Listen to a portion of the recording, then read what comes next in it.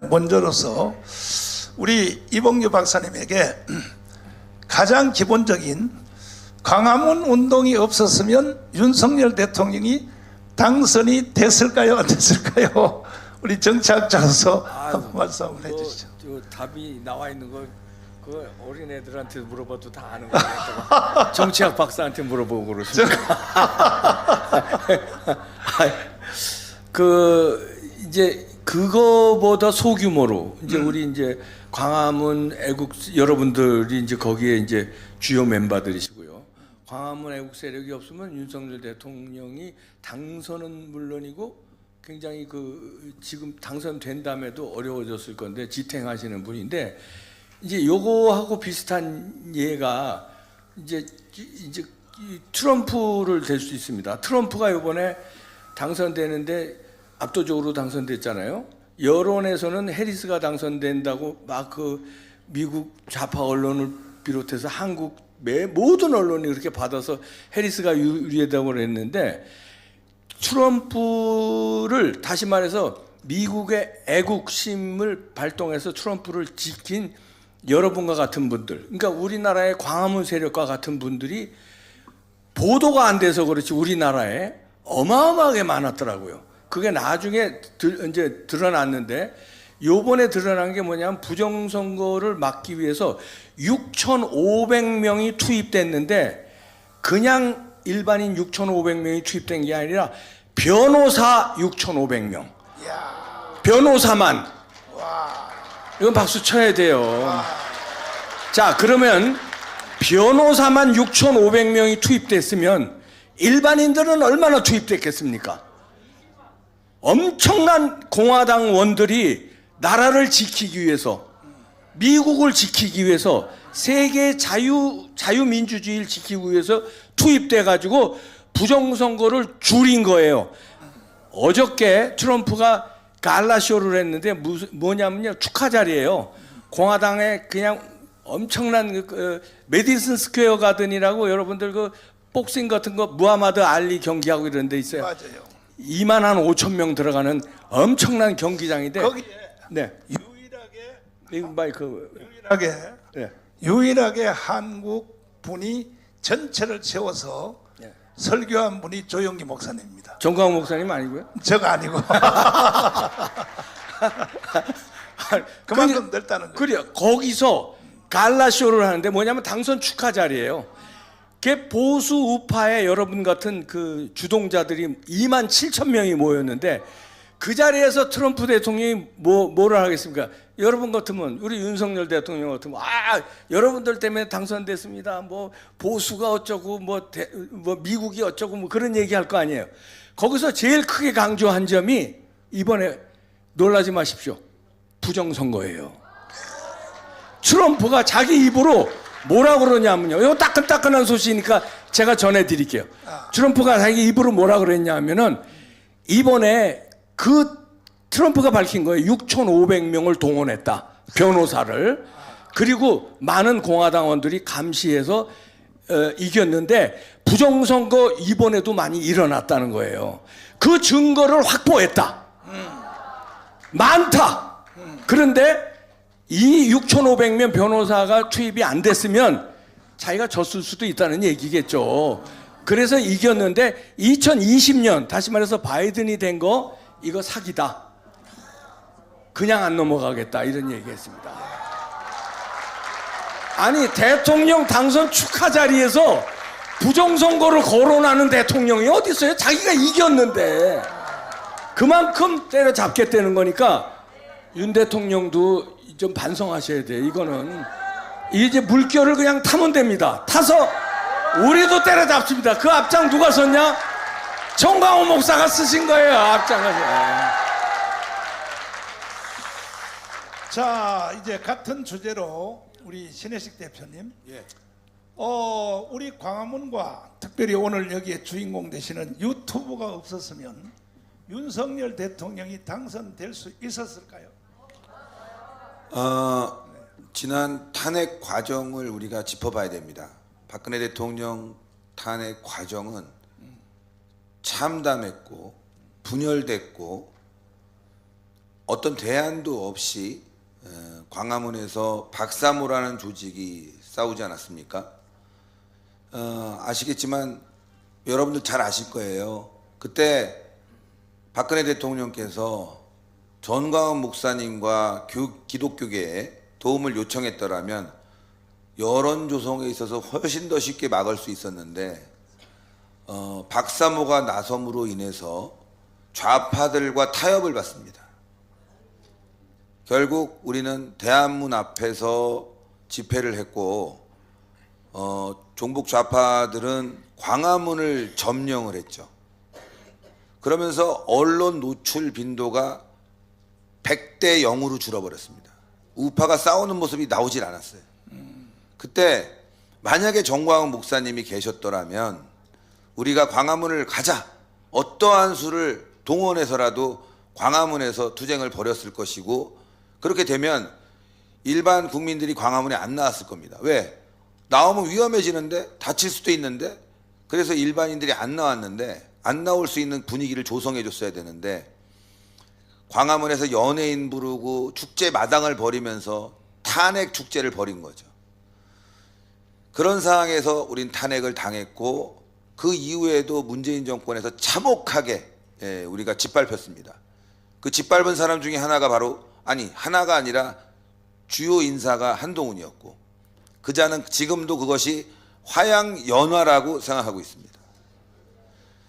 제가 이 말씀을 드리는 이유는 뭐냐면, 광화문 집회가 탄핵 이후에 그렇게 짓밟히는 상태에서, 더 무시무시한 상태에서, 박근혜 정부에서 아시겠지만 탄핵 상황에서 집회를 한다는 건 그래도 정권이 다 죽어가지만 나름 말이죠. 아직까지 넘어간 상태는 아니지 않습니까? 그때 더 열심히 했어야 되는데 정말 위험한 상황, 문재인이 칼을 쥐고 한동훈을 통해서 철방망이를 휘두르는 그런 상황에서 전광훈 목사님이 광화문에 나타나셨습니다. 그때부터 집회가 시작됐고, 그 이후에 여러분들 아시다시피 100만 집회가 만들어졌습니다. 그게 바로 우파가 결집하는 계기를 만들었고, 그를 통해서 윤석열 정권이 탄생하는 힘이 됐죠. 자, 그때 그 누구도 생각하지 못했던 이름, 우리 보수 우파는 절망했어요. 홍준표, 원희룡, 오세훈, 누굴 세워도 정권 연장이 불가능한 상황이었습니다. 아시겠지만 그들이 탄핵 이후에 엄청난 고통과 어려움에 봉착해 있다는 걸 잘 알고 있지만, 오세훈도 그때는 낭인이었고, 홍준표 시장은 아시겠지만 그 당시에 대선에서 참패함으로 인해서 죄인이 돼 있었고, 그리고 황교안 대표가 뒤를 이어서 국민의힘 당시 자유한국당 대표가 됐지만, 솔직히 광화문 세력이 아니었으면 대표직 유지하기도 어려울 정도의 세력이었죠. 대선으로 나가기도 좀 어려운 상황이었는데, 그때 목사님께서 결정을 하셨습니다. 우리가 정권을 탈환하기 위해서는 윤석열이 필요하다. 윤석열의 새해 기자회견을 보시고 목사님께서 저 사람은 자유민주주의자다, 저 사람을 선택해서 우리가 정권 교체를 한번 해보자. 그때 많은 사람들이 반대했습니다. 윤석열은 특검이었다, 말도 안 된다. 그런데 여러분들 생각해 보십시오. 그때 그 선택이 아니었으면 우리는 지금 윤석열 정부를 만들지도 못했고, 이재명이 대통령 돼서 화영연화 시즌2로 철저하게 짓밟혔을 겁니다. 대한민국은 거의 연방제 적화로 가는 상황이 되지 않았었겠습니까? 제가 이 말씀을 드리는 이유는, 광화문에서 피눈물 흘리고 싸우고 그 과정에서 돌아가신 분도 있고 투옥된 분도 있고, 무려 정광훈 목사님은 3번이나 구속당하셨습니다. 아시겠지만, 물론 이후에 재판을 통해서 모든 혐의에 대해서 무죄를 또 받았죠. 죄도 없는 사람을 3번이나 투옥시키는 이 악질 문재인 정권, 그걸 우리 극복하고 정광훈 목사님이 윤석열을 지지했기 때문에 0.7%, 여러분도 아시겠지만 20만 표 차. 만약에 광화문이 등 돌렸다면, 그때 정광훈 목사님이 윤석열을 얘기했을 때 밑에 있는 우리 애국 성도분들, 광화문 애국 세력도 막 욕하고 그랬습니다. 미쳤다고. 예? 특검을 어떻게 우리 대통령 후보로 삼냐고. 그런데 정광훈 목사님은 그런 비난과 야유에도 꿋꿋하게 윤석열을 지지해왔고, 그래서 결국은 20만 표 차이는 여러분들이 빠지면 될 수가 없는 거예요. 20만 표로 당선이 됐습니다. 그런데 그 20만 표 차이로 당선된 윤석열 정부, 지금 누가 주인이 됐습니까? 우리가 주인입니까? 우리가 주인 아니에요. 우린 주인이 아니라 변방으로 쫓겨났습니다. 변방으로. 그리고 듣보잡들, 오히려 탄핵파들, 이런 자들이 지금 또 대통령실 주변, 권력의 주변에서 기생하고 있지 않습니까? 제가 오늘 이런 말씀을 드리는 이유는, 지난주 우리 광화문에서 엄청나게 비가 오고 춥고 힘들었습니다. 민주당이 나왔는데 우리가 훨씬 더 많이 나왔어요. 오늘 조선일보 기사에 연합뉴스 기사로 나왔구나. 비교 사진이 더 훨씬 더 많이 나왔는데 제대로 보도가 안 돼서 좀 안타깝지만, 그럼에도 불구하고 일부 유튜버들은 그날 방구석에 앉아갖고 길이 막힌다느니, 이래서 약속이 취소됐다느니 하면서, 그것도 보수 유튜버가 우리 애국 세력을 조롱하지 않았습니까? 그런 사람들이 지금 윤석열 정부에서 꿀 빨고 있고, 또 알지도 못하는 사람이 자리를 차지하고 있고, 우리는 변방이 아닌 저 변방으로 가서 무시당하고 있고, 목사님은 지금도 경찰 조사, 검찰 조사, 선관위 조사 앞두고 있고, 저는 그래서 이걸 바로 잡아야 되겠다. 우리가 주인이다. 예? 숟가락 한번 들지 않고 사반자로 뜬 적도 없는 그런 인간들이 지금 주인 행세를 하고 있습니다. 여러분들 싹 걷어내야 되겠다. 이런 말씀 드리면 일부는 또 이렇게 얘기합니다. 뭐 내부 싸움을 할 거냐. 언제 동지였습니까? 그들이 언제 우리의 동지였습니까? 광화문에서 눈물 흘릴 때, 정광훈 목사님이 투옥될 때, 그리고 어려운 상황에 있었을 때 손 한 번 내밀었습니까? 오히려 탄핵파들 아니었습니까? 탄핵에 앞장서 갖고 박근혜 대통령 탄핵시키라고 하면서 목소리 높인 자들이 지금 주인 행세를 하고 있는 이 상황을 우리는 타개시켜야 됩니다. 보십시오. 지금 국민의힘 뭐 하고 있습니까? 여론 조작이나 하고 있는데 대통령 욕하고 김건희 여사 욕하고 있지 않습니까? 예?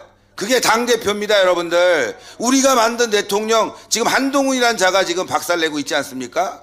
거기에 달라붙어 있는 인간들이 너무 많다는 거. 그래서 우리가 주인이 돼야 되겠습니다. 우리가 만든 정권, 우리가 주인 되겠다는데 누가 할 말이 많습니까?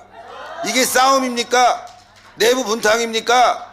우리는 우리의 정당한 권리를 요구하고 있는 겁니다. 광화문에 나온 사람도 얼마나 많습니까? 광화문에 나오지도 않고 변방에서 이러쿵저러쿵 극우다 보수다, 심지어 장해찬 같은 경우는 전광훈 목사님과 함께할 일이 없을 거다, 목사란 말도 붙이지 않습니다. 전광훈과 함께할 수 없다 이렇게 조롱했는데, 그럼에도 불구하고 우리가 장해찬이 공천 탈락했을 때 목사님이 지원해주고 도와주고 가서 집회해주고 슬퍼해주지 않았습니까? 근데 그 자들이 우리의 고마움을 압니까? 지금도 전광훈 목사 멀리해야 된다 얘기하지 않습니까? 필요할 때는 이용하고 필요 없으면은 개보다 못한 취급을 하는 우리 광화문 세력, 이제 들고 일어나야 됩니다. 참을 수가 없습니다. 윤석열 대통령은 똑바로 알아야 됩니다. 윤석열 대통령을 사랑하고 좋아해서 지지해 주는 거 아닙니다. 대한민국 살리려고 지금 지지하고 있고, 오늘 이번 주도 그렇고 다음 주도 그렇고 지난주에도 그렇고 광화문에 나가서 모기 쉬고 감기 들고 돈 쓰고 그러면서 지켜주지 않았습니까? 윤석열 대통령 해외 순방 다녀오고 난 다음에 전광훈 목사님과 독대해야 됩니다.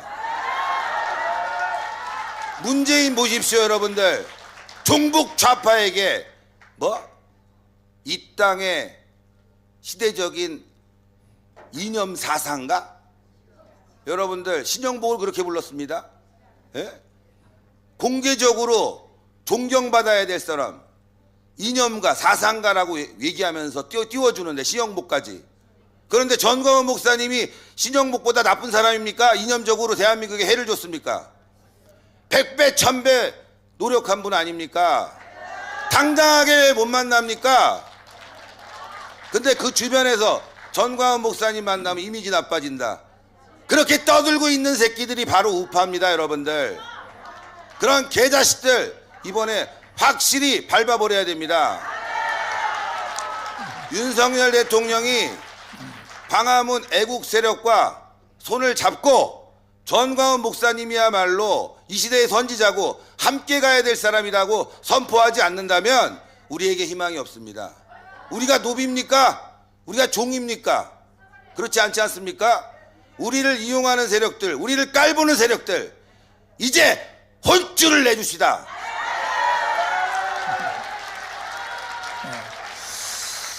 자, 우리가 다 역사의 전문가는 될 필요가 없지만 기본적인 역사는 꼭 알아야 됩니다. 대한민국은 이승만 대통령이 세웠고 박정희 대통령이 일으켰습니다. 그래서 우리가 세계 경제 6위가 되었고 군사력도 6위가 되었어요. 그러면 대한민국에 사는 모든 국민들 5,300만 국민들은 좌파든지 우파든지 또 주사파든지 아니면 개딸이든지 어떠한 모든 인간들은 다 이승만과 박정희의 혜택을 봤어요, 안 봤어요? 봤죠.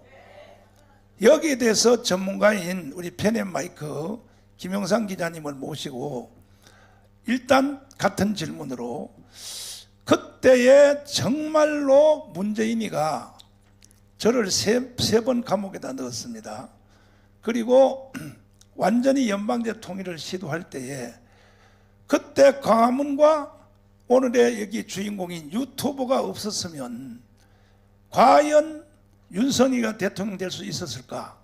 이걸 한번 다시 또 김영삼 기자님에게 한번 물어보겠습니다. 네, 안녕하십니까, 김용삼입니다. 제가 그 박근혜 대통령이 탄핵당하던 그 시절에 광화문 상황이 너무나 엄중해서 근래 이 그 경찰 중에서 이 시위 진압을 전문으로 하는 이런 분들을 비밀리에 만나서 그분들의 의견을 많이 들었습니다. 이 시위 진압 전문가들이 하시는 말씀이 한결같이 이런 얘기를 하십니다. 아무리 그 많은 사람이 결집을 한 시위라고 하더라도 이 시위를 간단하게 해산할 수 있는 방법이 있답니다. 이 시위 진압 경찰은 매일 훈련하는 게 뭐냐면 뭐 2만이 모였던 5천 명이 모였던 10만 명이 모였던 50만 명이 모였던 그거는 관계없대요. 경찰이 하는 일은 시위를 진압하는 게 아니라 시위를 해산시키는 겁니다. 해산시키려면 어떻게 해야 되느냐? 이 시위대의 한복판을 뚫어서 차량이 통행할 수 있게만 하면 이 시위는 간단하게 해산을 시킬 수 있대요. 경찰의 목적은 시위 진압이 아니고 시위를 해산하는 겁니다. 그런데 광화문에서 시위가 벌어졌을 때 몇십일 동안 시위를 방치를 했죠.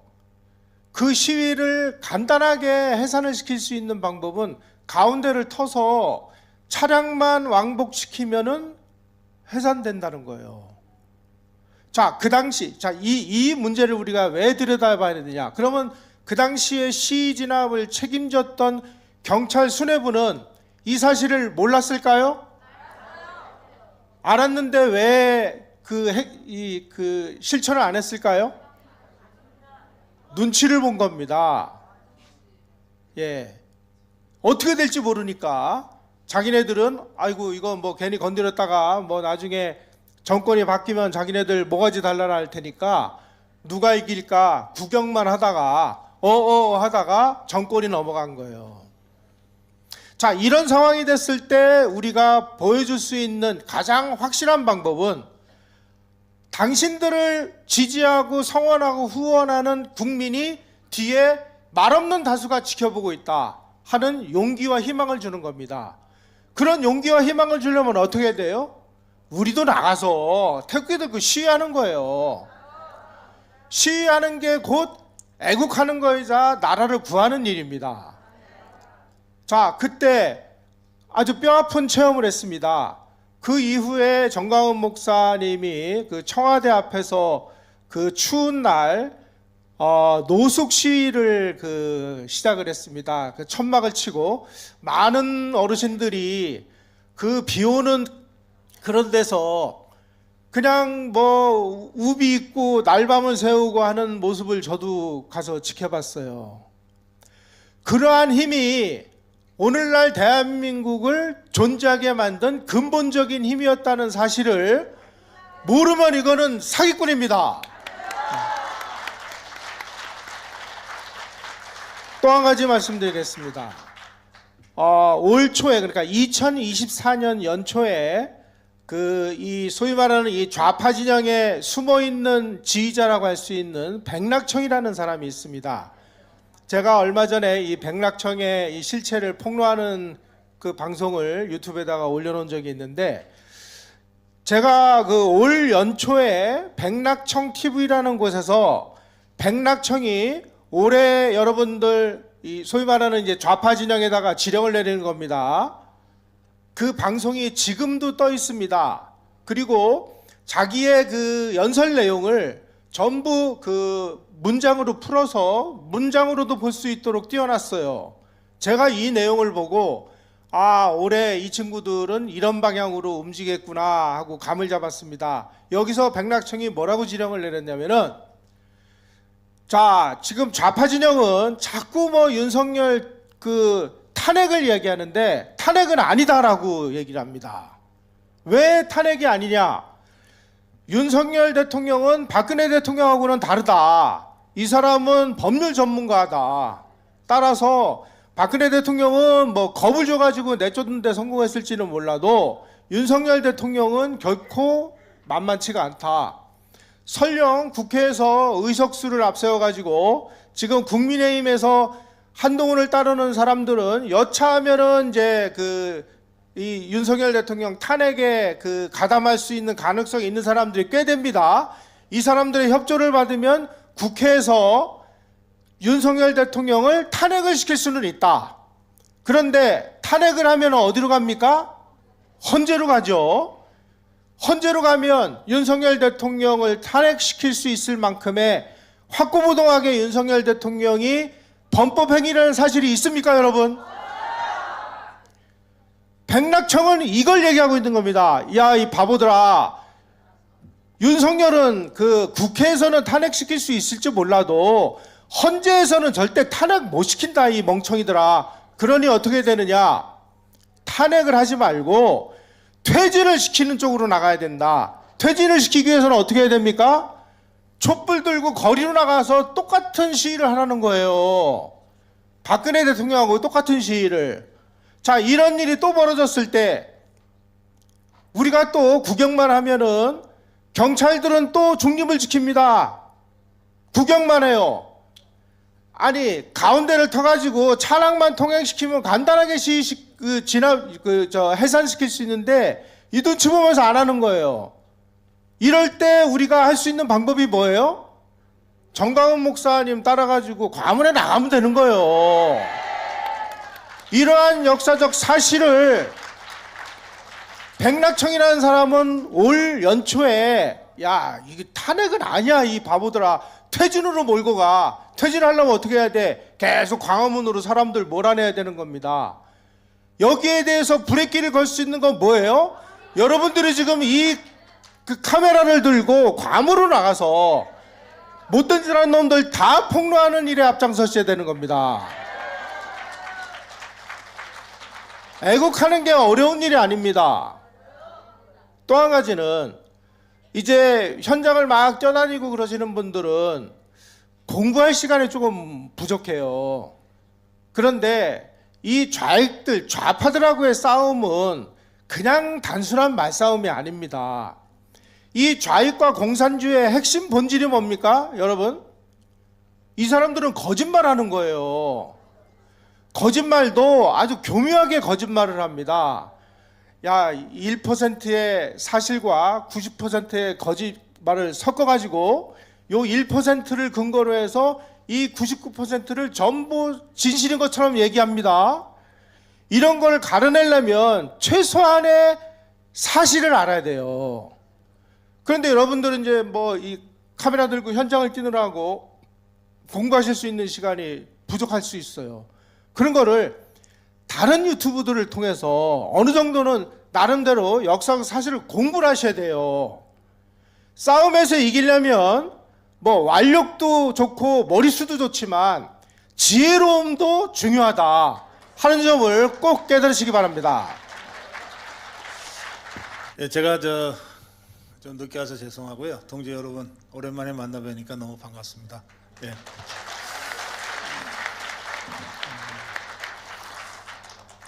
예, 오면서 우리 이봉규 박사 부정선거에 대한 트럼프 사례까지 말씀하시면서 윤석열 대통령한테 지금이라도 부정선거 수사를 지시하라 이렇게 강력하게 주문하시는 거 아주 적극 공감하면서 들었습니다.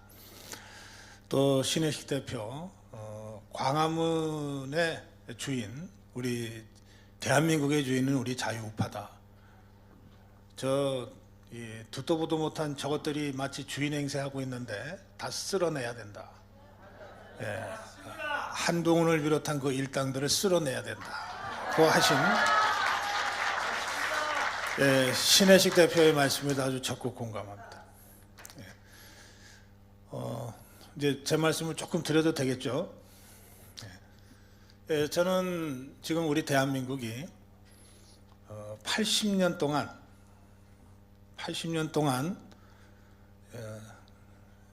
사상 최악의 그 사이비 집단을 상대로 혁명을 하고 있다고 생각합니다. 우리가 광화문에 모일 때마다 이 국민혁명을 드높이 외치면서 모이잖아요. 그러니까 우리는 다 혁명군이에요. 혁명 세력이에요. 그리고 우리가 상대하는 적은 반혁명 반동 집단들이죠. 우리 인류 역사에서 가장 사악하고 가장 반동적인 수구 세력인 김정은과 종북 주사파 집단을 상대로 해서 국민혁명을 지금 우리가 수행하고 있는 겁니다. 그런데 이 혁명은 80년 동안 계속되고 있습니다.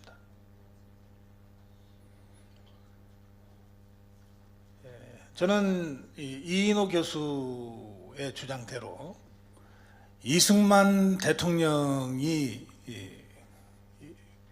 추진했던 대한민국 건국은 건국혁명이었다고 생각합니다. 그러니까 혁명이라는 게 그 이전과 그 이후를 완전히 다른 사회로 만드는 운동을 혁명이라고 하는 거잖아요. 그러니까 이승만 대통령의 건국은 그 이전에 조선 또 일제시대와는 완전히 다른 대한민국이라는 나라를 이 지구상에 만들어낸 거잖아요. 그런 의미에서 진정한 의미의 건국혁명이었다고 생각해요. 그런데 그 이승만이 시작한 건국혁명을 아직 우리가 완전히 완성을 못 시켰어요. 완성을 못 시켰어요. 이걸 완성시켜야 비로소 우리가 당당하게 대한민국 국민이라고 세계 어디를 가든지 떳떳하게 얘기할 수 있을 겁니다. 이 대한민국 건국혁명의 와중에 그 80년간에 걸친 아직 완성시키지 못한 대한민국 혁명의 도정에 박정희의 근대화 혁명도 있고 또 바로 우리 국민들이 만들어낸 민주화 혁명도 있었던 거예요. 그러니까 우리 대한민국 헌법 전문에 4.19와 5.16을 우리가 써놓고 있는 거예요. 저는 지금 이 광화문 국민혁명도 그런 대한민국 건국혁명을 최종적으로 궁극적으로 완성시키기 위한 그런 국민혁명의 흐름을 이어가고 있다. 저는 그렇게 생각합니다.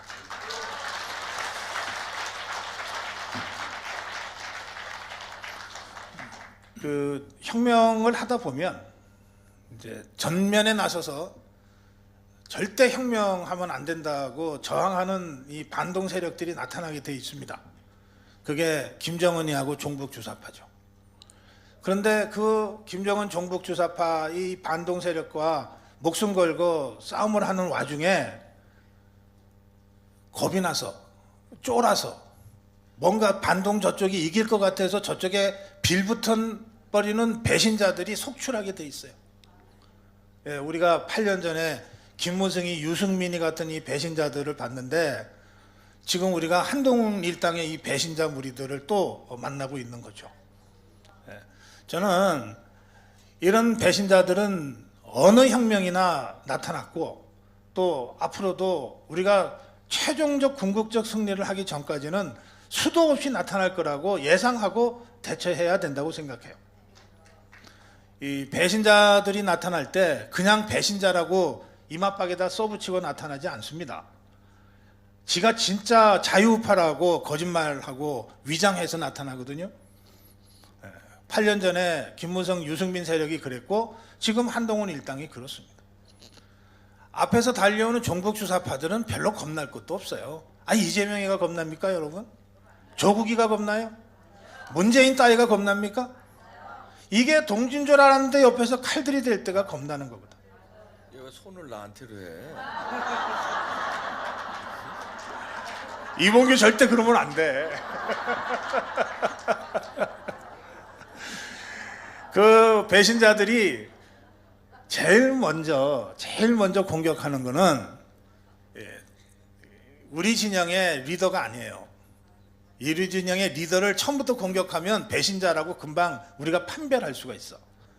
그게 아니고 우리 쪽에 진짜 선수들을 먼저 공격해요. 아까 우리 신혜식 대표가 정광훈 목사에 대해서 막 설명을 하던데 배신자 입장에서는 제일 타겟이 정광훈이지 뭐. 정광훈을 죽이면 박근혜가 쉽게 죽거든. 정광훈만 죽이면 윤석열도 쉽게 요리할 수 있을 것 같거든.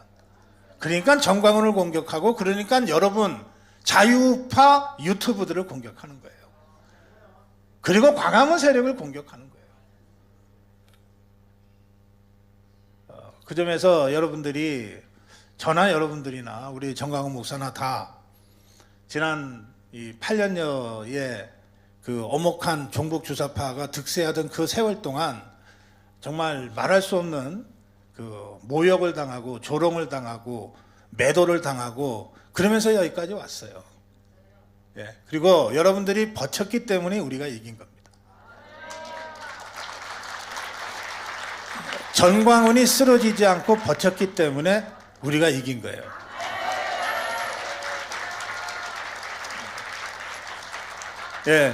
광화문 국민혁명은 저 종북 주사파들과의 투쟁에서 최종적 궁극적 승리를 하는 그날까지 절대 멈춰서는 안 됩니다. 고맙습니다.